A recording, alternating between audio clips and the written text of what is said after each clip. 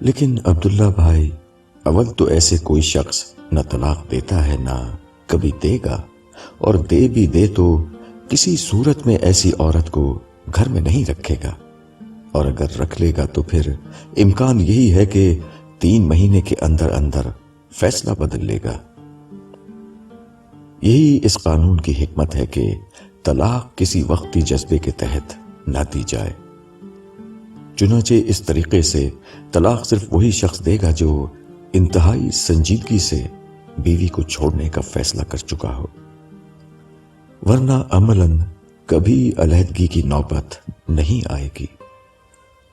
مگر اس قانون سے نہ کوئی واقف ہے نہ اس کی کوئی پابندی کرتا ہے۔ اصل مسئلہ یہی ہے کہ لوگ واقف نہیں ہیں، اسی لیے پابندی نہیں کرتے۔ لیکن وہ 3 طلاق اور حلالہ کہاں گیا؟ وہ اصل میں قرآن مجید کی ایک بات کو ٹھیک طرح سے نہیں سمجھا گیا۔ بات یہ ہے کہ جس وقت کسی شخص نے 3 مہینے کے اندر بیوی کو واپس لے لیا تو ایک سوال پیدا ہو جاتا ہے کہ دوبارہ ایسے ہوا تو کیا ہوگا، اور تیسری دفعہ پھر ایسا ہو جاتا ہے تو کیا ہوگا؟ تو قرآن نے یہ بتایا ہے کہ تم بیوی کو 2 دفعہ طلاق دے کر 3 ماہ میں لوٹا سکتے ہو، لیکن تیسری دفعہ یہ حرکت کی تو یاد رکھنا پھر بیوی تمہارے ہاتھ سے مستقل طور پر گئی۔ عبداللہ نے صبا کا رخ کرتے ہوئے کہا، اور دیکھیے بیٹا کہ اللہ نے یہ حکم اپنی بندیوں کو تحفظ دینے کے لیے دیا ہے کہ مرد بار بار طلاق دے کر اور واپس لے کر ان کی زندگی کو تماشا نہ بنا دیں، بلکہ ان کو پتہ ہونا چاہیے کہ 2 دفعہ کے بعد تیسری دفعہ وہ ایسا نہیں کر سکتے۔ مگر ہم نے تو حلالہ کے نام پر عورتوں کو کھلونا بنا رکھا ہے، صبا نے اداسی سے کہا۔ تو ذمہ دار تو اس میں انسان ہوئے، اللہ تعالیٰ سے آپ کیوں ناراض ہیں؟ اس کی بات تو کسی نے سمجھنے اور رائج کرنے کی کوشش ہی نہیں کی۔ جب اللہ کی مرضی کے خلاف معاملہ ہوگا تو کچھ بھی ٹھیک نہیں ہوگا۔ بہرحال کوئی شخص تیسری دفعہ بھی طلاق دیتا ہے تو پھر عورت کسی صورت اس کے لیے حلال نہیں رہتی، سوائے اس کے کہ اپنی آزادانہ مرضی کے تحت وہ عورت کسی دوسرے مرد سے شادی کر لے، پھر اس مرد کا انتقال ہو جائے یا وہ بھی طلاق دے دے، تو ایسی صورت میں وہ دونوں چاہیں تو دوبارہ شادی کر سکتے ہیں۔ ہم تو جو سنتے آئے تھے یہ تو اس سے بالکل مختلف بات ہے، سارا نے حیرت سے کہا۔ جی ایسا ہی ہے، 3 طلاق کا مطلب یہ نہیں ہے کہ طلاق دینے کے لیے ایک ہی وقت میں 3 دفعہ طلاق کہا جائے، بلکہ یہ زندگی بھر میں 3 دفعہ استعمال ہونے والا حق ہے۔ اور حلالہ کا مطلب یہ نہیں کہ 3 طلاق دے کر کسی اور مرد سے جعلی نکاح کرایا جائے، بلکہ یہ مطلب ہے کہ یہ عورت اسی شکل میں حلال ہوگی جب کسی اور مرد سے حقیقی معنوں میں ساری زندگی ساتھ رہنے کے لیے نکاح کرے اور اتفاق سے نکاح ختم ہو جائے۔ اس سے ہرگز مراد کوئی پلان کیا ہوا جعلی نکاح نہیں۔ اور آپ غور کیجئے کہ اصل قانون کے مطابق طلاق دی جائے تو نہ 3 طلاق والی بات ہو نہ حلالہ کا کوئی امکان ہو۔ مگر اس وقت تو اس قانون پر عمل نہیں ہو رہا۔ عمل کروانے کا طریقہ یہی ہے کہ جیسے نکاح کا ایک فارم اب بن گیا ہے اور اس کے بغیر اب کوئی نکاح نہیں ہوتا، اسی طرح طلاق کا بھی فارم بنایا جائے۔ جس طرح نکاح خواہ اور گواہوں کے بغیر نکاح نہیں ہو سکتا، اسی طرح گواہوں کے بغیر عورت گھر سے رخصت نہیں ہو سکتی۔ چنانچہ میرا خیال تو یہ ہے کہ علاقے کے کونسلر اور مسجد کے پیش امام کی اس گواہی کے بغیر کہ انہوں نے قرآن مجید کے قانون کی پابندی کی ہے، طلاق نہیں ماننی چاہیے۔ اور اگر کوئی پھر بھی طلاق اسی طریقے پر دے تو کیا کیا جائے؟ تو پھر ایسا کرنے والے کو 10 کوڑے لگائے جائیں یا بھاری جرمانہ کیا جائے۔ 2-3 ایسے کیسز میڈیا پر آئیں گے جس میں ایک ساتھ 3 طلاق دینے والوں کو سزا کی خبر نشر ہوگی، تو پھر باقی ساری قوم کو نصیحت ہو جائے گی۔ ویسے اب یہ بتائیے صبا کہ اللہ تعالیٰ کے اس قانون میں کیا کمزوری ہے یا عورتوں پر کیا ظلم ہے جس کی وجہ سے آپ کو ان سے شکایت ہو گئی ہے؟ نہیں، اس قانون میں تو کوئی خرابی نہیں، بلکہ یہ تو ہر طرح کے حالات میں بہترین قانون ہے۔ اس کے بعد تو گھر کبھی نہیں ٹوٹیں گے، اور ٹوٹیں گے بھی تو کم از کم کسی پر ظلم نہیں ہوگا۔ جمیلہ جو بہت دیر سے خاموش تھی بولی، کاش یہ باتیں پہلے معلوم ہوتی تو۔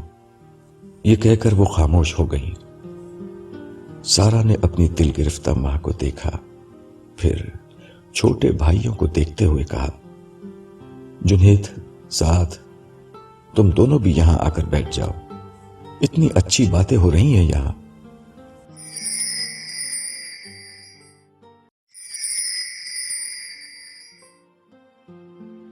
سعد اٹھ کر ان کے ساتھ ہی آ کر بیٹھ گیا۔ جنید بھی ساتھ آ کر بیٹھ گیا۔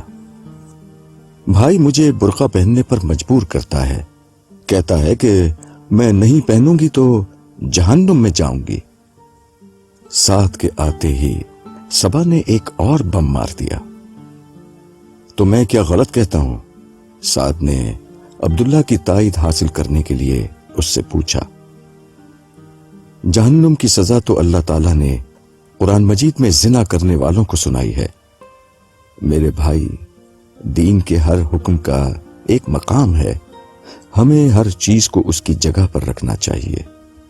اس کی جگہ سے بڑھا کر اسے بیان کریں گے تو یہ غلو فی الدین ہے۔ عبداللہ ایک لمحے کو رکا اور پھر گہرے تاثر کے ساتھ گویا ہوا، لوگوں میں ایمان کا بیج بویا جائے گا تو عفت اور حیا کے پھول خود بخود آئیں گے۔ ایمان کی لاش پر برقعے کا کفن چڑھانا کسی بصیرت کا مظاہرہ نہیں ہے۔ پھر اس نے صبا کو مخاطب کرتے ہوئے کہا، دیکھو بیٹا، دین میں دو طرح کے حکم ہیں، ایک ایمان و اخلاق سے متعلق بنیادی احکام، ان کے اوپر انسان کی جنت و جہنم کا انحصار ہوتا ہے۔ با عفت رہنا اور زنا سے دور رہنا انہی احکام میں سے ایک حکم ہے۔ دوسرے احکام سد ذریعہ کی نوعیت کے ہیں، یعنی وہ احکام جن کا حکم اس لیے دیا گیا ہے کہ ان پر عمل نہ کیا گیا تو پہلی قسم کے احکام کی خلاف ورزی کا امکان پیدا ہو جاتا ہے۔ چنانچہ زنا سے دور رہنے کا حکم بنیادی ہے تو اس حوالے سے سد ذریعہ کا حکم وہ ہے جسے ہمارے ہاں پردے کا حکم کہا جاتا ہے۔ عام طور پر اسے عورتوں سے متعلق سمجھا جاتا ہے، لیکن اصل میں یہ حکم مرد اور عورت دونوں سے متعلق ہے۔ اچھا، صبا نے قدر حیرت سے کہا، اس کے لیے یہ نئی بات تھی۔ ہاں، مرد اور عورت دونوں کو حکم ہے کہ جب کسی ایسی محفل میں ہو جس میں اجنبی مرد و زن ساتھ ہوں تو اپنی نگاہ کو بچا کر رکھیں اور اپنے لباس اور دل کی حفاظت کریں کہ لباس سے عریانی ظاہر نہ ہو اور دل میں برے خیال نہ آئیں۔ پھر خواتین کو مزید دو حکم یہ دیے گئے ہیں کہ اپنے سر کی اوڑھنی سے سینہ بھی اچھی طرح ڈھانک لیں، اور اگر زینت کر رکھی ہے تو اسے چھپا کر رکھیں۔ یہاں تک تو سارے اہل علم متفق ہیں کہ یہ اللہ کا حکم ہے۔ اس کے بعد ایک سوال یہ بچتا ہے کہ چہرہ چھپانا چاہیے یا نہیں؟ کچھ اہل علم کہتے ہیں کہ یہ ضروری ہے اور کچھ کہتے ہیں کہ نہیں ہے۔ اس میں آپ دونوں طرف کے نقطۂ نظر کے دلائل سمجھ لیں، جس پر اطمینان ہو اس پر عمل کر لیں، آپ کی آخرت کو کوئی فرق نہیں پڑے گا۔ یہ آپ کیا بات کر رہے ہیں؟ پردہ تو فرض ہے، سعد نے پورے وثوق اور اعتماد کے ساتھ کہا۔ علم حاصل کرنا فرض ہے، عبداللہ نے آہستگی کے ساتھ مگر محکم طریقے پر کہا۔ آپ کا مسئلہ یہ ہے کہ آپ نے ہمیشہ یک طرفہ نقطۂ نظر سنا ہے، آپ کو کبھی دوسرا نقطۂ نظر بتایا ہی نہیں گیا۔ آپ کی تربیت ہی یہی کی گئی ہے کہ جو ہم کہہ رہے ہیں وہ درست ہے اور باقی سب غلط ہے۔ مگر میری درخواست ہے کہ آپ علم حاصل کریں۔ جب آپ علم حاصل کریں گے اور ہر طرح کے تعصبات سے بلند ہو کر مسلمانوں کی پوری علمی روایت کا مطالعہ کریں گے تو آپ کو معلوم ہوگا کہ جس چیز کو آپ فرض سمجھ رہے ہیں اس کے بارے میں مسلمان علماء کی ایک بہت بڑی تعداد کی رائے بالکل الگ ہے۔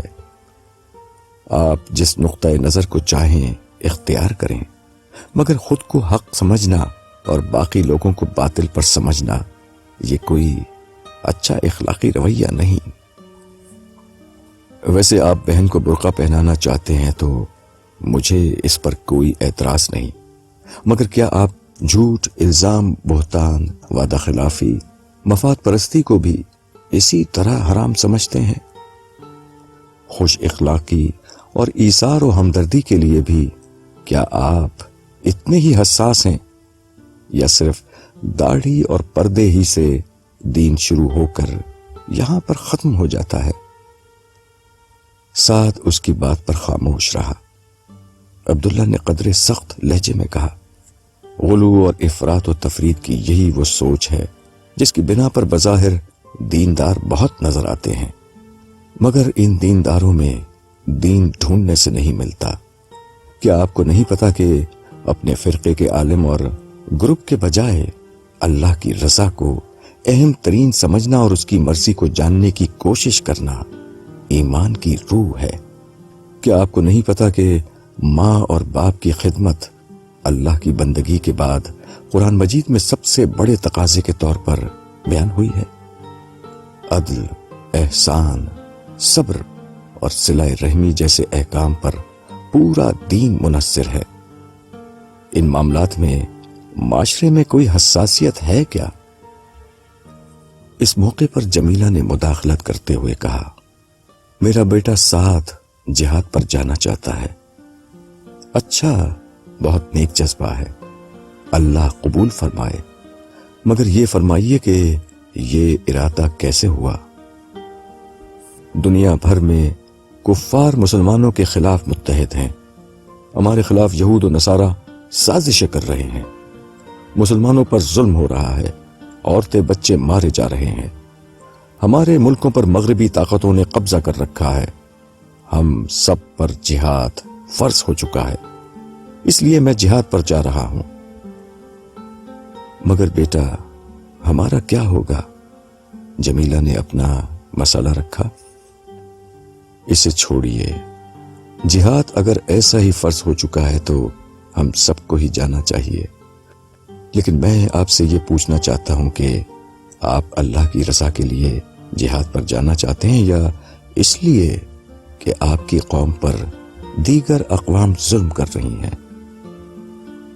میں تو اللہ کی رضا کے لیے جانا چاہتا ہوں، مگر جہاد انہی کافروں کے خلاف ہوگا جو ہماری قوم پر ظلم کر رہے ہیں۔ اگر یہ بات ہے تو پھر سن لیجئے، اس وقت دنیا بھر میں مسلمانوں کے ساتھ جو کچھ ہو رہا ہے وہ اللہ تعالیٰ کی طرف سے سزا ہے۔ اللہ تعالیٰ سے غداری کی سزا، ایمان و اخلاق کی دعوت کو چھوڑ کر سطحی اور سرسری چیزوں کے پیچھے لگ جانے کی سزا، غیر مسلموں تک دین کی دعوت نہ پہنچانے کی سزا۔ یہ آپ کیا کہہ رہے ہیں؟ جی ٹھیک کہہ رہا ہوں، مسلمان اس وقت 1,24,000 انبیاء کے قائم مقام ہیں، مسلمانوں کے سوا کسی کے پاس سچائی نہیں ہے۔ مسلمانوں کی غفلت ہے کہ پچھلی کئی صدیوں سے اسلام کے دائرے میں دنیا کی کوئی نئی قوم داخل نہیں ہوئی۔ جو افراد اکا دکا اسلام لا رہے تھے وہ بھی دہشت گردی کو اسلام کے نام پر تحفظ فراہم کرنے کی وجہ سے متنفر ہو رہے ہیں۔ کیا آپ کو نہیں پتا کہ اللہ تعالیٰ نے انسانیت کی ہدایت کو اپنی ذمہ داری قرار دیا ہے؟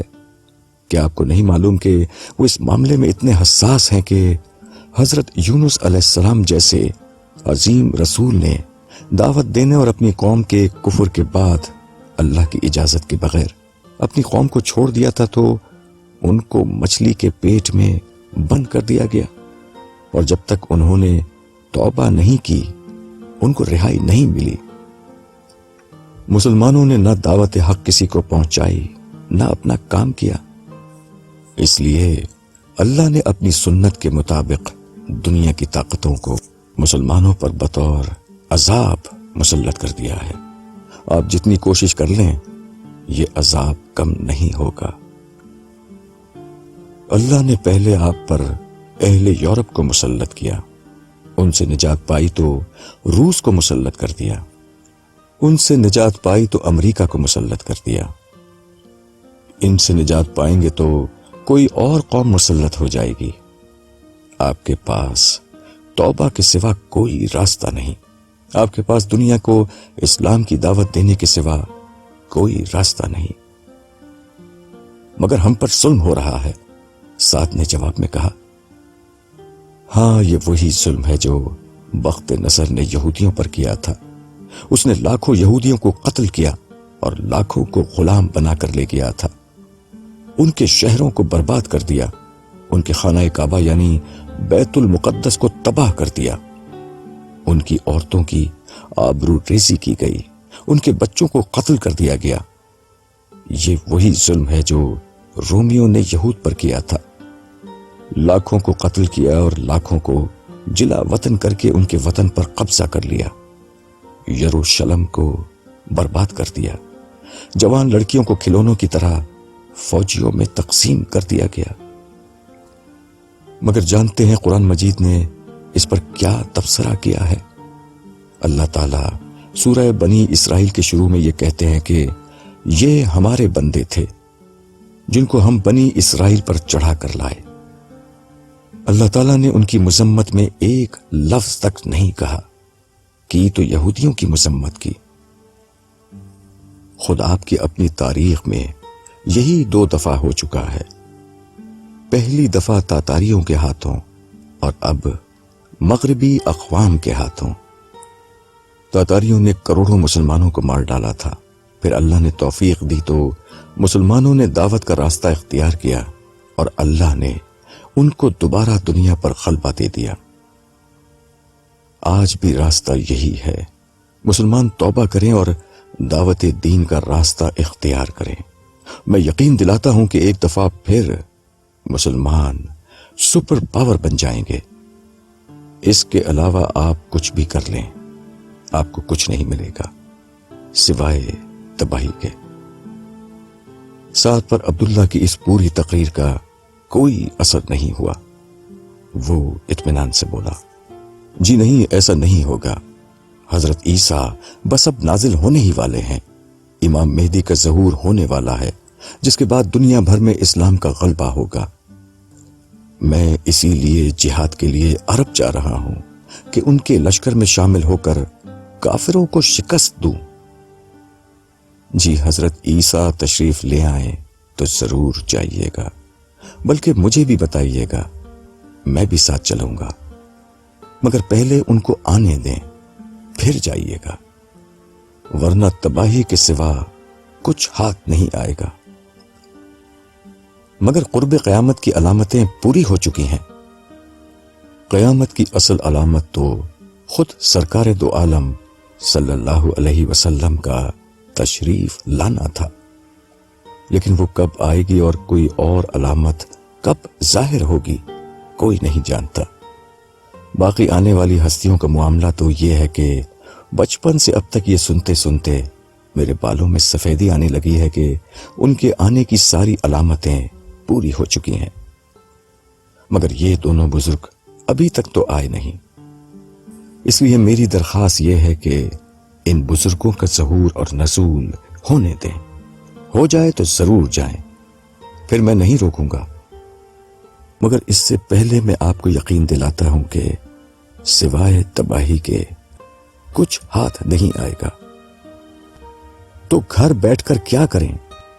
جی میں نے عرض کیا نا کہ ایمان اور اخلاق کی دعوت کو عام کیجیے، اپنے لوگوں کے ایمان کو تعصبات کے بجائے معرفت والا ایمان بنائے، اخلاق کو رسول اللہ صلی اللہ علیہ وسلم کی سیرت اور قرآن مجید کی تعلیمات کے مطابق بنائے، اسلام کی دعوت کو دنیا بھر میں پہنچائیں۔ یہ کرنے کے بہت بڑے کام ہیں، ان میں زندگی گزاریے۔ سعد خاموش ہو گیا۔ جنید پہلے ہی خاموش بیٹھا تھا، وہ پوری نشست میں کچھ نہیں بولا تھا۔ سارا کو محسوس ہوا کہ کافی دیر ہو گئی ہے اور بات بھی پوری ہو چکی۔ وہ عبداللہ سے بولی، عبداللہ صاحب، آپ کے وقت کا بہت بہت شکریہ۔ ہمیں اب اجازت دیجیے، آپ کے مہمان بھی آپ کے منتظر ہیں۔ یہ کہتے ہوئے وہ کھڑی ہوئی اور وہ سب اجازت لے کر وہاں سے رخصت ہو گئے۔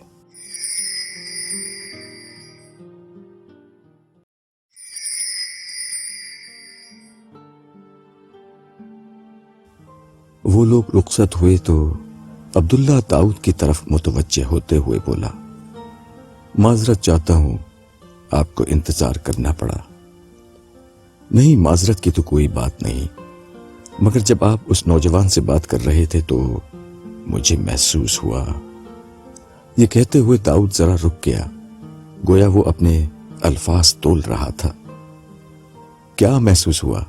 عبداللہ نے مسکراتے ہوئے کہا، آپ رسول اللہ صلی اللہ علیہ وسلم کی طرح نرمی سے بات کرنے کے بجائے حضرت عیسیٰ کے لہجے میں کچھ ترشی سے بات کر رہے تھے۔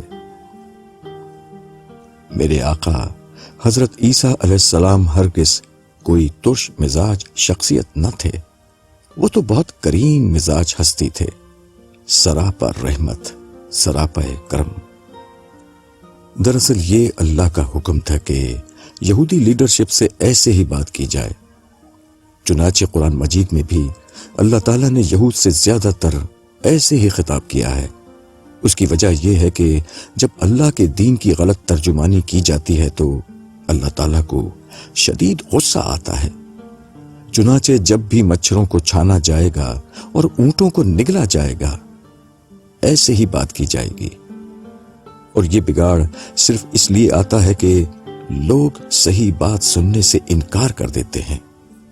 عبداللہ نے دکھی لہجے میں اپنی بات جاری رکھی۔ دراصل ہمارے مذہبی مزاج کا سب سے بڑا مسئلہ یہ ہے کہ جو شخص جس عالم اور جس فرقے میں جا کر بیٹھ جاتا ہے، اس کی کہی ہوئی ہر بات کو حرف آخر سمجھ کر پورے اعتماد سے آگے بیان کرنا شروع کر دیتا ہے، اس کے لیے لڑنا جھگڑنا بھی شروع کر دیتا ہے، اور آخر میں دوسرے شخص کی گمراہی اور کفر کے فتوے دے دیتا ہے، گویا وہ وقت کا پیغمبر ہے اور اس پر وحی اتر رہی ہے۔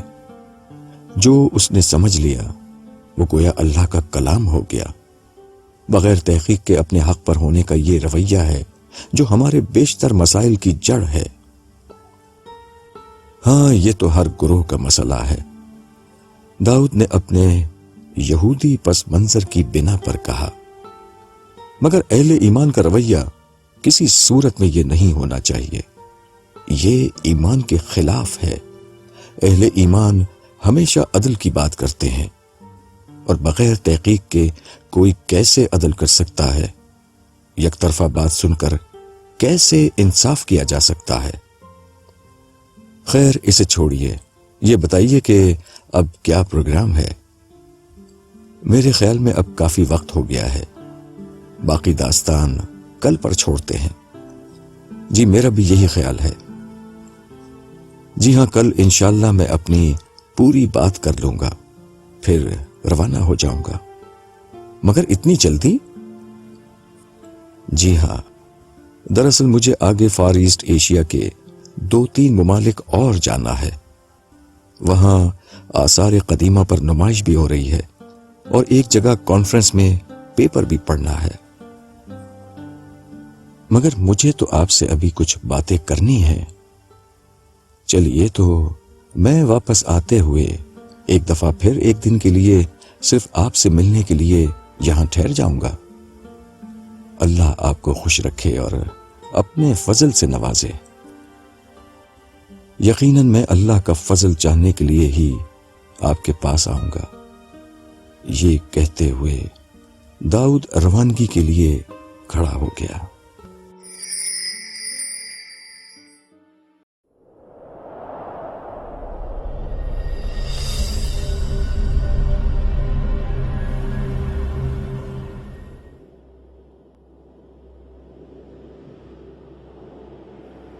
بھائی یہ تو بہت گمراہ شخص ہے۔ سعد کی پوری روایت سننے کے بعد سرپرست اعلیٰ نے پورے اعتماد کے ساتھ اپنی داڑھی پر ہاتھ پھیرتے ہوئے کہا، سعد شاہد کے ساتھ سرپرست اعلیٰ سے ملنے کے لیے آیا ہوا تھا۔ شاہد تو اسے دفتر میں بٹھا کر کہیں باہر چلا گیا تھا، جبکہ سعد نے عبداللہ سے ہونے والی اپنی ملاقات کی پوری تفصیل سرپرست اعلیٰ کے سامنے بیان کی تھی، جس کے بعد اسے عبداللہ کی گمراہی پر سند تصدیق مل چکی تھی۔ اس نے تائیدی انداز میں کہا، میں تو اسی وقت کھٹک گیا تھا جب امی مجھے اس کے پاس لے کر جا رہی تھی۔ پہلے تو طلاق کے معاملے میں اس نے بالکل نئی باتیں کی۔ پتہ نہیں طلاق کا کیسا قانون بتا رہا تھا جو ہم نے آج تک نہیں سنا۔ پھر پردے کے متعلق میرے گھر والوں کو بہکانے لگا۔ آخر میں تو اس نے یہ کہہ کر حد کر دی کہ یہ جو دنیا بھر میں مسلمانوں پر ظلم ہو رہا ہے وہ اللہ کی طرف سے سزا ہے۔ یہ سنتے ہی وہ بولے، استغفر اللہ، کیا زمانہ آ گیا ہے۔ ان عقل کے اندھوں کو یہ نظر نہیں آتا کہ یہود و نصارہ اور یہود و ہنود کس طرح دنیا بھر میں مسلمانوں پر ظلم و ستم کے پہاڑ توڑ رہے ہیں۔ مجھے تو دال میں کچھ کالا لگ رہا ہے۔ سعد نے سر ہلاتے ہوئے کہا، جی حضرت، میرا دل بھی یہی کہہ رہا ہے۔ اول تو وہ شخص کہیں سے عالم ہی نہیں لگتا، دوسرے اس کے پاس ایک گورا یہودی بیٹھا ہوا تھا، وہ اسے نان مسلم کہہ رہا تھا، مگر صاف لگتا تھا کہ وہ انگریز ہے۔ اس پر سرپرست اعلیٰ فوراً بولے، بس تو معاملہ صاف ہو گیا، یہ شخص یہودیوں کا ایجنٹ ہے۔ مغربی طاقتیں ایسے بکاؤ لوگوں کو ڈھونڈتی ہیں جو مسلمانوں میں بے حیائی کو فروغ دیتے ہیں، پردے کو ختم کرنا چاہتے ہیں، جہاد کی روح کو مردہ کرنا چاہتے ہیں۔ یہ گفتگو جاری تھی کہ شاہد واپس اندر آ گیا۔ سرپرست اعلیٰ نے اس سے پوچھا، کیا تمہیں سعد نے اس گمراہ شخص کے متعلق بتایا؟ جی بتایا تھا، میں تو پہلے ہی اس شخص سے واقف ہوں، ہمارے کئی لوگوں نے اس کے بارے میں بتایا ہے۔ یہ ایک گمراہی ہے جو پھیل رہی ہے۔ یہ شخص بظاہر دعوت کی بات کرتا ہے، ایمان و اخلاق کی بات کرتا ہے، مگر سعد کی باتوں سے بالکل واضح ہو چکا ہے کہ یہ تو مغربی طاقتوں کا ایجنٹ ہے۔ یہ شخص تو یہودیت اور عیسائیت کو ہمارے ہاں پھیلانا چاہتا ہے، بلکہ مجھے تو یہ بھی لگتا ہے کہ یہ قادیانیوں کا بھی ایجنٹ ہے۔ مگر اس مسئلے کا حل کیا ہے؟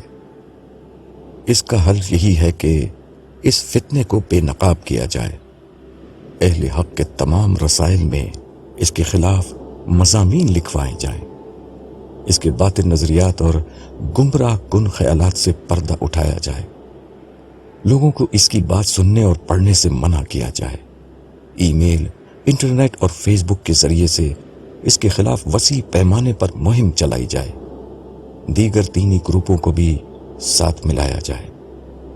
اللہ نے چاہا تو اس فتنے کو ہم کچل کر رکھ دیں گے۔ سرپرست اعلیٰ نے فرمایا تو شاہد نے خوش ہو کر کہا، سبحان اللہ، یہ ہوئی نا بات، میں آج ہی آپ کی ہدایت کے مطابق سب لوگوں کو ذمہ داریاں دے دیتا ہوں۔ اصل چیز نیت اور ارادہ ہوتی ہے۔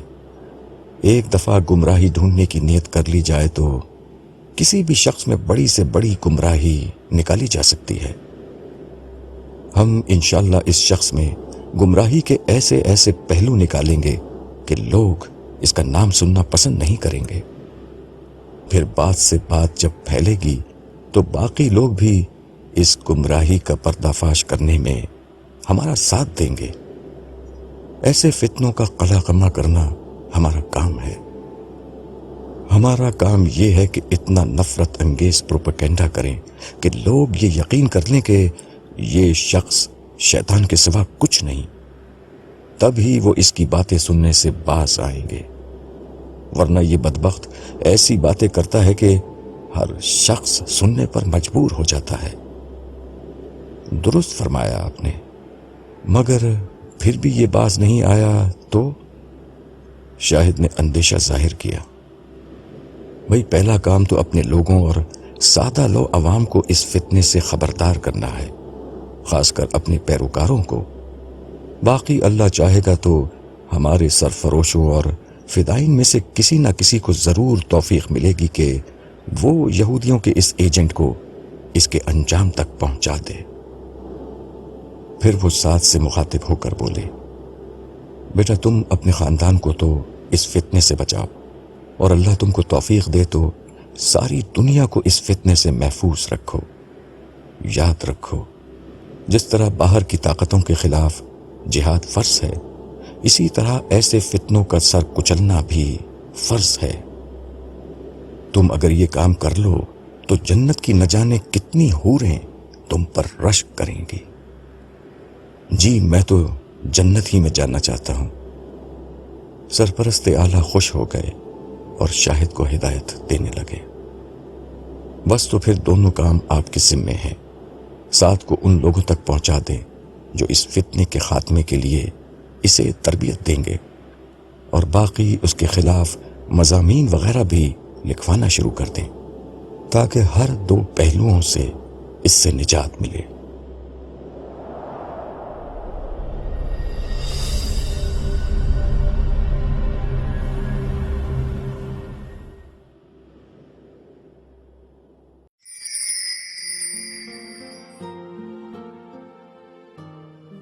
جنید مسجد کے امام صاحب کے پاس بیٹھا ہوا تھا۔ وہ اسے اپنے ساتھ مطالعے کے کمرے میں لے آئے تھے۔ حال احوال معلوم کرنے کے بعد انہوں نے کہا، بیٹا سب خیریت تو ہے؟ آج تم خاص طور پر وقت دے کر ملاقات کے لیے آئے ہو۔ دراصل امام صاحب میں ایک الجھن میں پڑ گیا ہوں، میری الجھن آپ ہی دور کر سکتے ہیں۔ یہ کہہ کر جنید نے اپنے بھائی سعد کے بارے میں تفصیل سے بتایا، عبداللہ سے اپنی ملاقات کا بھی ذکر کیا اور وہاں کی تفصیل بھی بیان کی۔ آخر میں وہ بولا، مجھے عبداللہ صاحب کی باتیں سن کر کنفیوژن پیدا ہو گئی ہے، آپ بتائیں کیا بات درست ہے؟ امام صاحب نے اس کی پوری گفتگو تسلی سے سنی۔ جب اس نے آخری سوال کیا تو وہ جواب دینے کے بجائے اپنی نشست سے اٹھے اور کتابوں کی الماری کے پاس کھڑے ہو گئے۔ جنید خاموش بیٹھا ان کے کچھ بولنے کا انتظار کرتا رہا۔ کچھ دیر بعد ان کی آواز ابھری، بیٹا میں جتنا وقت آج کے لوگوں کے ساتھ گزارتا ہوں اس سے کہیں زیادہ وقت میں اپنے ان بزرگوں کے ساتھ گزارتا ہوں جو صدیوں پہلے گزرے۔ وہ کیسے؟ جنید نے حیرانی سے دریافت کیا۔ ان کتابوں کے ذریعے سے، امام صاحب نے الماری کی طرف اشارہ کرتے ہوئے کہا، یہ کتابیں مجھے ماضی میں لے جاتی ہیں۔ یہ اگر نہ ہوتی تو میں کنویں کا مینڈک ہوتا، مگر ان کتابوں نے مجھے میرے کنویں سے نکالا اور ہر دور کے عالم کی بات سننے کا موقع دیا۔ یہ کہتے ہوئے امام صاحب نے الماری سے ایک کتاب نکالی۔ آپ کی بات ٹھیک ہے، مگر اس کا میرے سوال سے کیا تعلق؟ جنید کچھ پریشان ہو کر بولا۔ اسے سمجھ میں نہیں آ رہا تھا کہ اس کے سیدھے سے سوال کا جواب دینے کے بجائے امام صاحب یہ بالکل مختلف گفتگو کرنا کیوں شروع ہو گئے ہیں۔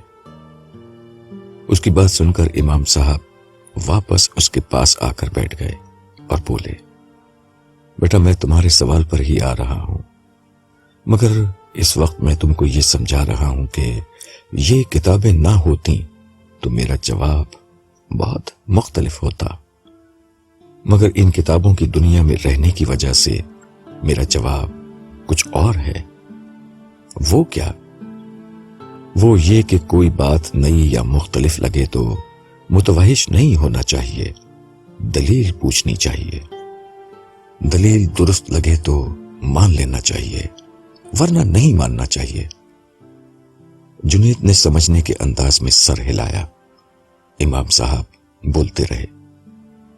ہمارے اسلاف کی یہ روایت ہے کہ وہ دین پر سوچتے تھے، غور کرتے تھے، مسائل کا حل ڈھونڈتے تھے۔ یہ کام جیسے ہی شروع ہوگا اختلاف رائے سامنے آ جائے گا۔ اس اختلاف میں بڑی رحمت ہے، مسائل کا حل اسی سے نکلتا ہے۔ ہمیں اس اختلاف رائے کو برداشت کرنا چاہیے۔ یہ کہتے ہوئے انہوں نے میز پر وہ کتاب رکھ دی جو ان کے ہاتھ میں تھی اور بولے، یہ 6 صدی کے ایک بہت بڑے عالم، فلسفی اور قاضی ابن رشد کی کتاب بدایات المجتہد و نہایت المقتصد ہے۔ ان کا تعلق اسپین سے تھا اور وہ قرطبہ کے قاضی القضاء تھے۔ اس کتاب میں ہمارے دین کے ہر اہم مسئلے کے بارے میں تمام ائمہ کے اختلاف نقل کر دیے گئے ہیں۔ اس کتاب کو پڑھ کر تمہیں اندازہ ہوگا کہ ہمارے اسلاف اختلاف رائے کے کتنے عادی تھے، مگر اختلاف کے ساتھ وہ اپنی دلیل بھی بیان کرتے تھے اور دوسروں کو بھی حق دیتے تھے کہ وہ دلیل سے جس بات کو چاہیں بیان کریں۔ آپ کی بات ٹھیک ہے، مگر عبداللہ صاحب کی باتوں کے بارے میں آپ کی کیا رائے ہے؟ دیکھو، طلاق کے قانون والی ان کی بات تو بالکل ٹھیک ہے۔ سارے فقہا طلاق کے اسی طریقے کو درست یا سنت طریقہ قرار دیتے ہیں جو انہوں نے بیان کیا۔ پردے والی بات بھی ٹھیک ہے، یہ بھی کوئی متفقہ مسئلہ نہیں ہے۔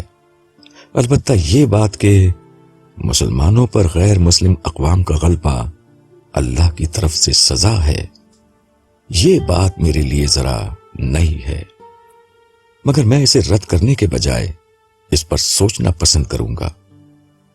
بات سمجھ میں تو آتی ہے، لیکن مجھے اسے تفصیل سے دیکھنا ہوگا۔ پھر وہ ابن رشد کی کتاب کی طرف دیکھتے ہوئے بولے، ابن رشد کے بعض فلسفیانہ افکار کی بنا پر ان پر کفر کا فتویٰ لگایا گیا، ان کی بیشتر کتابیں جلا دی گئیں اور ان کو جلا وطن کر دیا گیا۔ یہ سوچ کبھی کسی معاشرے میں خیر نہیں لا سکتی۔ اس سوچ نے آخرکار اسپین کی اس ریاست میں جہاں مسلمان سب سے زیادہ ترقی کر رہے تھے اور علم و ہنر میں آگے تھے، ان کو سب سے پیچھے کر دیا۔ ابن رشد نے امام غزالی کی اس تنقید کو رد کر دیا تھا جو انہوں نے فلسفے پر کی تھی۔ ابن رشد کے فلسفیانہ افکار کا جواب بعد میں امام ابن تیمیہ نے دے دیا۔ علم کی دنیا میں یہ معمول کی بات ہے، یہاں دلیل کا جواب دلیل سے دیا جاتا ہے، مگر ابن رشد کے ساتھ جو سلوک ہوا اس نے مسلمانوں میں علم کی روایت کو مردہ کر دیا۔ ابن رشد ہمارے ہاں مردود ہو گیا، مگر اہل یورپ نے اپنی درسگاہوں کے نصاب میں اس کی کتابیں داخل کر کر اتنی ترقی کر لی، ہم ہمیشہ کے لیے سائنس میں پیچھے رہ گئے۔ اختلاف رائے کو برداشت نہ کرنا ہی ہمارا اصل المیہ ہے، مگر افسوس کہ آج بھی ہم یہی کر رہے ہیں۔ آپ کی باتیں سمجھ تو آ رہی ہیں، شاید اس لیے سمجھ میں آ رہی ہیں کہ تم بہت زیادہ مذہبی نہیں ہو، ورنہ جو شخص مذہب سے جتنا قریب ہوتا ہے اس کا دماغ ایسی باتوں کو سمجھنے کے لیے اتنا ہی کم کام کرتا ہے۔ انہی ابن تیمیہ کو دیکھ لو جن کا میں نے ابھی ذکر کیا ہے، ان کو تو کئی گروہوں نے آج کے دن تک معاف نہیں کیا۔ آج تک ان کے کفر اور گمراہی کے فتوے عام ہیں، اور سب سے بڑھ کر ہمارے امام اعظم امام ابو حنیفہ کی مثال ہے۔ ان کو ان کی زندگی میں کیا کچھ نہیں کہا گیا، بلکہ آج بھی بہت سے لوگ منکر حدیث کی مذہبی گالی پوری ڈھٹائی کے ساتھ امام صاحب کو دیتے ہیں۔ جنید ان کی بات توجہ سے سن رہا تھا۔ اس نے دل میں ارادہ کر لیا کہ وہ عبداللہ سے دوبارہ ضرور ملاقات کرے گا۔ چلتے وقت اس نے امام صاحب سے پوچھا، میرے لیے کوئی نصیحت؟ اس کی بات پر امام صاحب نے کہا، جنید بیٹے، آج بھی ہم نے اپنے اہل علم کے ساتھ یہی رویہ رکھا تو ہم کبھی دنیا اور آخرت کی بھلائی حاصل نہیں کر سکتے. یہی تمہارے لیے میری نصیحت ہے.